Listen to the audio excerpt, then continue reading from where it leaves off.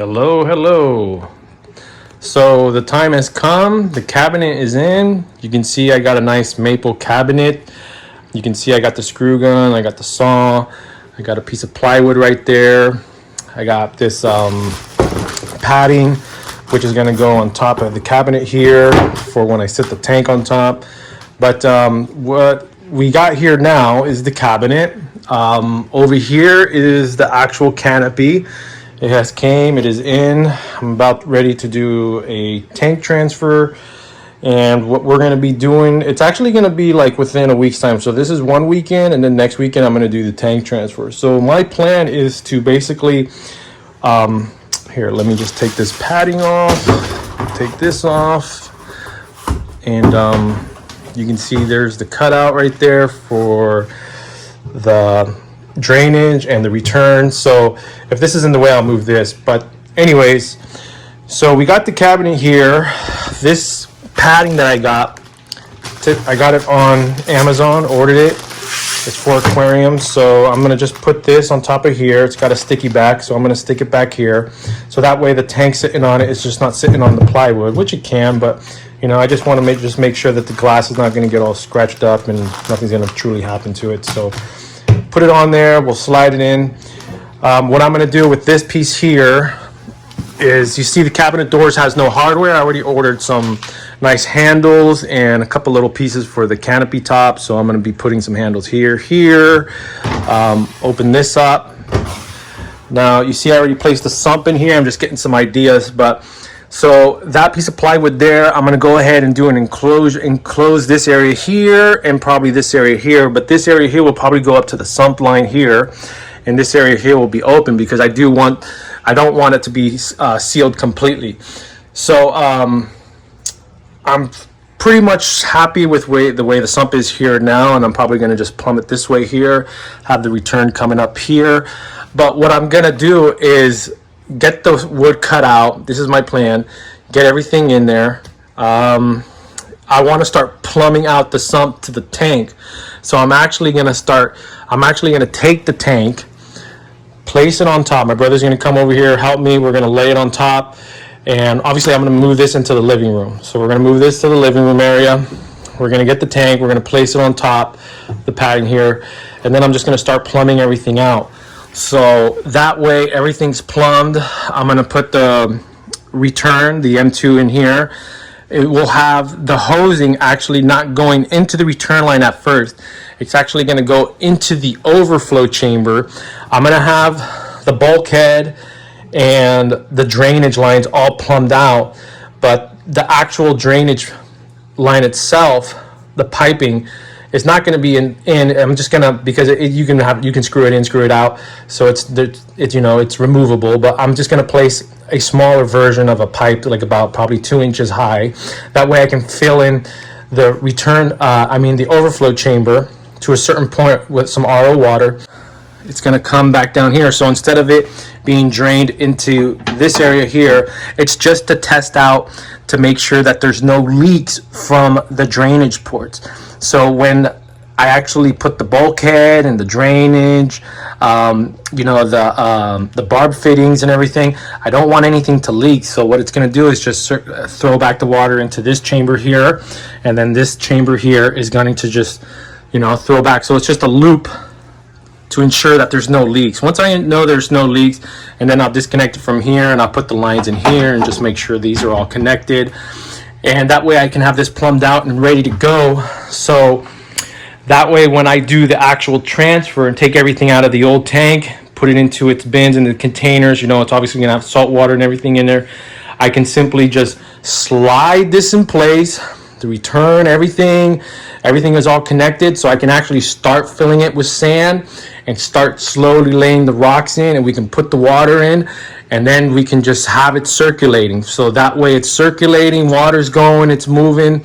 I can automatically grab the other line from the Achilles tank, connect it into, most likely it's going to be in this port here, but connect it into the drainage fitting, and that way both tanks are circulating and they're running. And it's like it's more like an instant way of just not having to deal with any issues during the transfer. So I just want to just get everything set. I want to try to make it as easy as possible for myself. And that's my plan. And I'm pretty sure it's going to work. It's going to do just fine with everything that I've had planned out and laid out.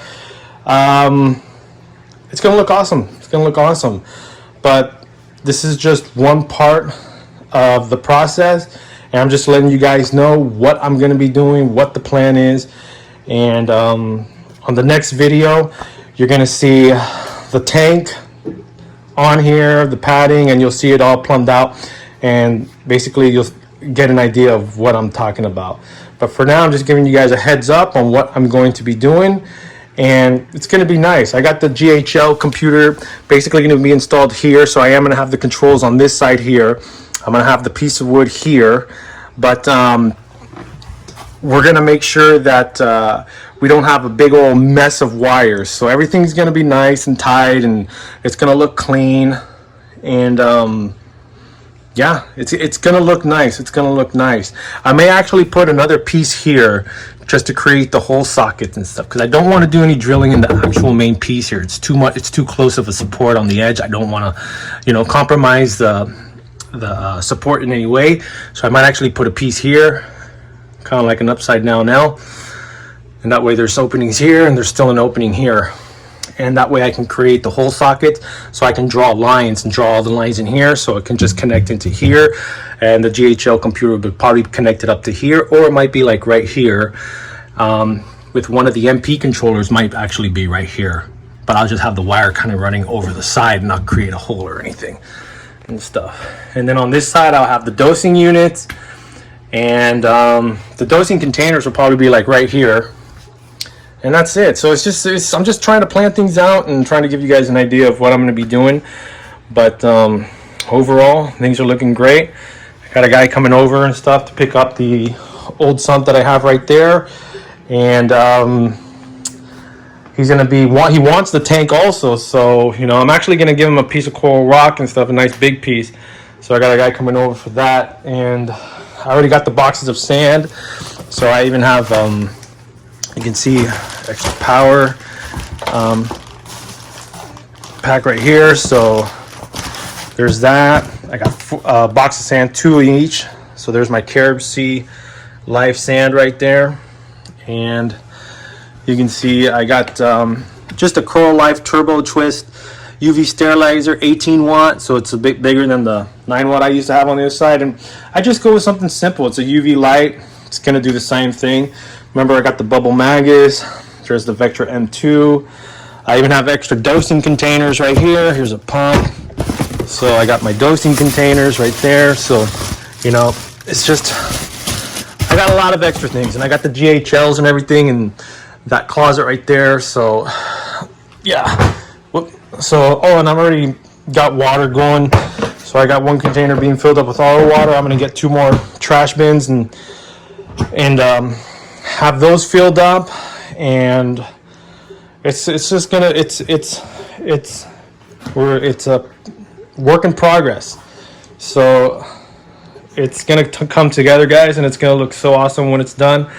And it's just gonna be a newer, cleaner system. It's just gonna be a newer, cleaner system. And usually what I like to do is I put these rocks in water and let them kind of not cycle, but it's kind of like what you used to do with live rock, where you just kind of just throw them in seawater and just basically let them cure. It's like a curing process. But I'm not going to do this with this rock. I'm actually just going to rinse it off with some RO water, probably just dip it in a bin with some RO water in there and stuff, and just kind of like rinse it or clean it, or just basically put it in a bin. And what I'm going to do is just grab a pitcher and just kind of just rinse it off with water and stuff, just to make sure that there's nothing that's going to be harmful to the tank that actually gets in there when I actually drop it into the system. But I have a lot of old life rock, sand, and it's tied into the other system, so I really don't have any issues with just taking this rock, cleaning it, and just dropping it into the tank and just latching coral on it. So I am just giving you a little bit of a quick look and an idea of what I'm going to be doing.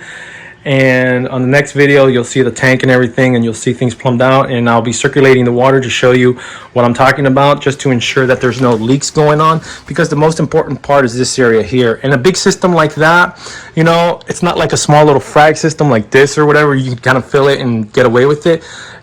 Yeah, you're seriously not going to fill it up with water all the way and to ensure that it's overflowing all that water into there. You don't need to do that.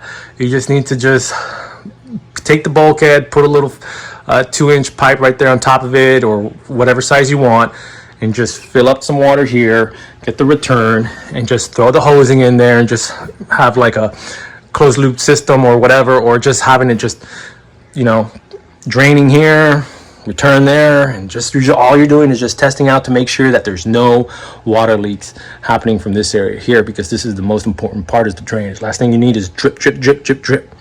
All right, so that's it. This is the Herm, just giving you guys an idea of what's going on. And next episode of this tank build or tank transfer, whatever you want to call it, you'll see the tank on there and get a better idea of what's going on. All right, guys, peace.